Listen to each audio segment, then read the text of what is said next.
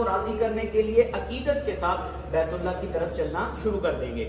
جب آپ لوگ بالکل بیت اللہ کے قریب چلے جائیں گے، ایک سائیڈ میں جس جگہ پہ کہیں راستے کی رکاوٹ بھی نہ بنے، ایک سائیڈ پہ کھڑے ہو کر پھر اپنی نظر بیت اللہ کے اوپر اٹھائیں گے، اور پھر اس ٹائم کے بارے میرے اور آپ کے پیارے نبی صلی اللہ علیہ وسلم نے فرمایا کہ اللہ کا جو بھی بندہ یا اللہ کی جو بھی بندی اس وقت اللہ رب العزت سے جو بھی دعا مانگتا ہے، اللہ تعالیٰ اپنی ہر بندی بندے کی جائز دعا کو قبول فرما لیتے ہیں۔ سبحان اللہ، اتنا بڑا وہ وقت ہوگا، قبولیت کا ٹائم ہوگا۔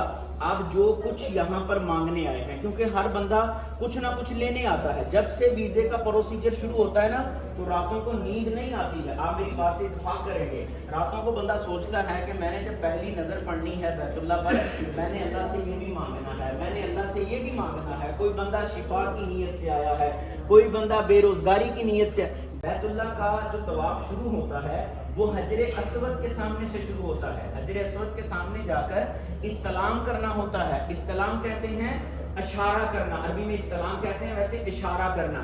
حجر اسود کا بوسہ بھی لیا جا سکتا ہے، حجر اسود کو ہاتھ لگا کے ہاتھ کا بوسہ بھی لیا جا سکتا ہے، لیکن آپ لوگ آج احرام کی حالت میں ہیں، آپ لوگوں نے دور سے کھڑے ہو کر استلام کرنا ہے۔ ایک تو حجر اسود کو، بیت اللہ کو پانچوں نمازوں کے ٹائم خوشبو لگائی جاتی ہے، آپ احرام کی حالت میں ہیں، خوشبو نہیں لگا سکتے ہیں، تو اس لیے اس چیز سے بچنا۔ دوسری چیز یہ ہے کہ حجر اسود کے پاس اتنا زیادہ رش ہوتا ہے، اتنا زیادہ رش ہوتا ہے، تو احرام کی حالت میں ہے، ہماری ذمہ داری ہے کہ ہماری وجہ سے کسی کو تکلیف نہ پہنچے، تو ہم نے دور سے کھڑے ہو کے استلام کرنا ہے۔ اس طرح استلام کریں گے، ایک ہاتھ سے بھی کر سکتے ہیں، دونوں ہاتھوں سے بھی کر سکتے ہیں، اور پڑھنا ہے بسم اللہ اللہ اکبر وللہ الحمد۔ کیا پڑھنا ہے؟ میرے ساتھ پڑھ لیجئے، بسم اللہ اللہ اکبر وللہ۔ نیت کو قبول فرما لیتے ہیں، تو آپ دعا کر کے زمزم کا پانی پیجیے گا۔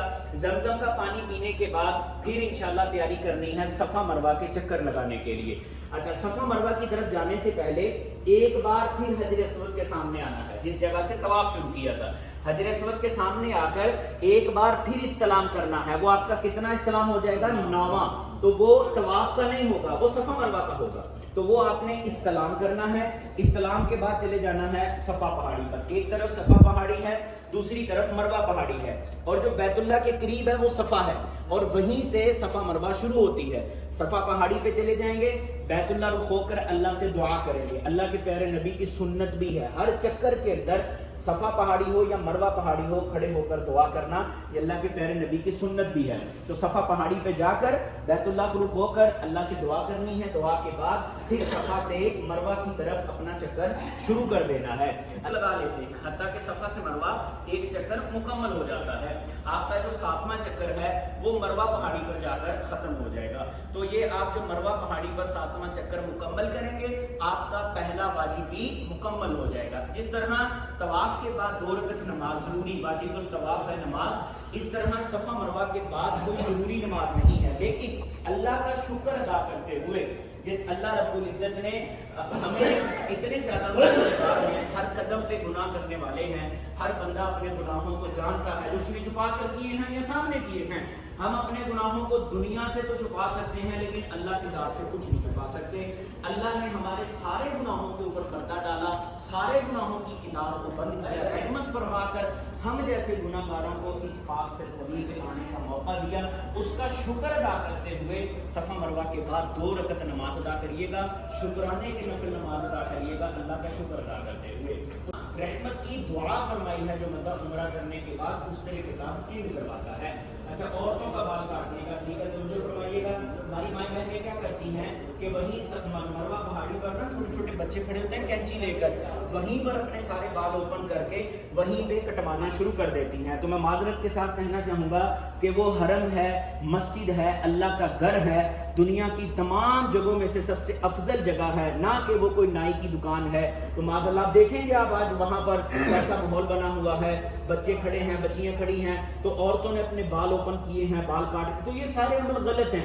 عورت کے لیے ضروری ہے، احرام کی پابندی ہے کہ اس کا ایک بال بھی نظر نہیں آنا چاہیے، احرام کی پابندی ہے اس کے لیے۔ عورتوں نے بال کاٹنے ہیں اپنے ہوٹل میں آ کر، اپنے روم میں جا کر کاٹنے کتنے ہیں، بالوں کو اوپر سے پکڑ کر آخر پہ لے کے جانا ہے، اس طرح لاسٹ پہ لے کے جائیں گے، اور یہ انگلی کا جو ایک اوپر والا حصہ ہے اس کو بولتے ہیں ایک پورا، ایک پورے کے برابر جائیں، اس طرح گول کیے جائیں، جتنے بال انگلی کے اوپر گول ہوں گے تو وہ بال نیچے سے کاٹ دینے ہیں.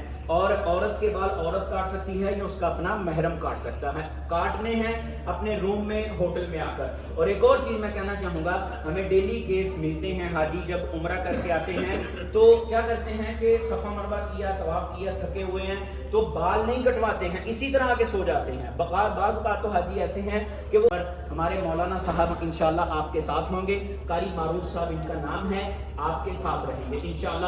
آپ میں سے ماشاءاللہ کتنے لوگ ہیں جو کہتے ہیں کہ میرا عمرہ ہمیشہ کے لیے یادگار بنے؟ ذرا ہاتھ اوپر کر کے بتائیے. الحمدللہ سب ہے. تو آپ سب سے میری چھوٹی سی گزارش ہے، میرے جو نوجوان بھائی ہیں انہوں نے ہیلپ کرنی ہے، کہ ہمارے جو قاری صاحب ہیں نا، آپ نے ان کو فالو کرنا ہے، ان کے ساتھ رہنا ہے. جو نوجوان ہیں ہمارے ساتھ کچھ بزرگ بھی حاجی ہیں، تو جو نوجوان ہیں بزرگوں کا ہاتھ پکڑ لیجیے گا، اپنے ساتھ رکھیے گا، کیونکہ اب آپ صرف اکیلے نہیں ہیں، پوری فیملی بن چکی ہے ماشاءاللہ، گروپ ہے. تو آپ لوگ اس طرح عمرہ کریں گے تو آپ کا انشاءاللہ عمرہ یادگار رہے گا انشاءاللہ. آپ نے ان کو فالو کرنا ہے، کیونکہ یہ اکیلے آدمی ہیں، یہ سب کو فالو نہیں کر پائیں گے، سب کو نہیں پکڑ پائیں گے.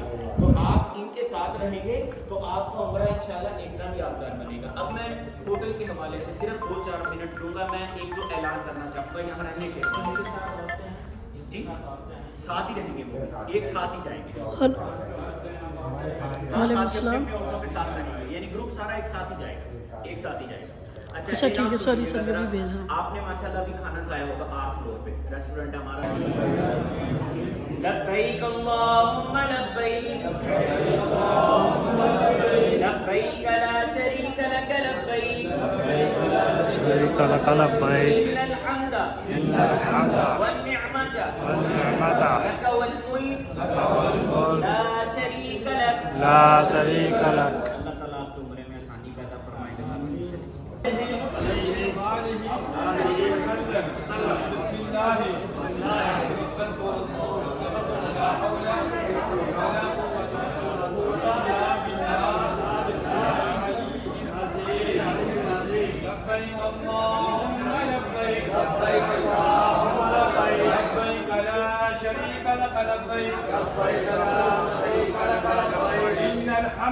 إن الحمد والنعمة لك والملك لا شريك لك.